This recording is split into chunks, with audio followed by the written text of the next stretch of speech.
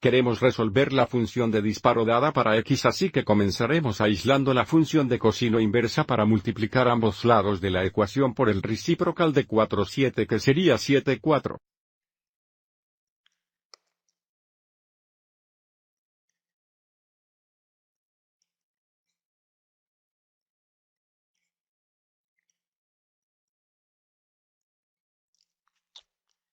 Así que multiplicando por el reciprocal, esto simplemente a 1.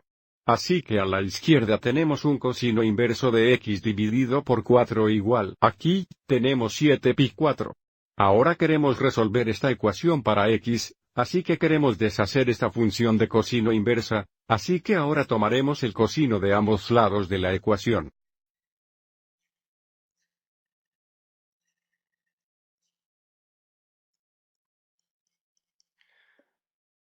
Por lo tanto aquí tenemos el cosino del cosino inverso de x más de 4. Cosino e cosino inverso a ser unos los otros, así que es simplemente a x4 igual. En el lado derecho, tenemos el cosino de 7pi4. Ahora para deshacer esta división, multiplicaremos ambos lados de la ecuación por 4.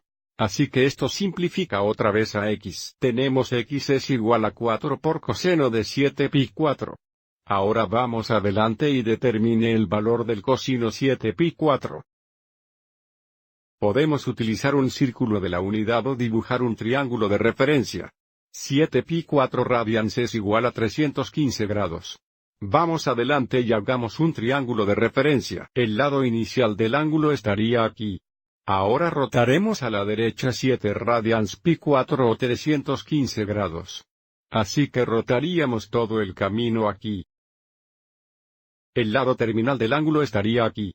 Aviso: nuestro ángulo de referencia sería de 45 grados. Tenemos un triángulo de referencia 45, 45, 90.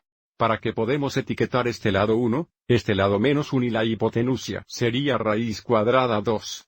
Así que el coseno de 7pi4 radiantes o 315 grados sería más un raíz cuadrada 2 y si racionalizamos esto solo tendríamos tener una raíz cuadrada 2.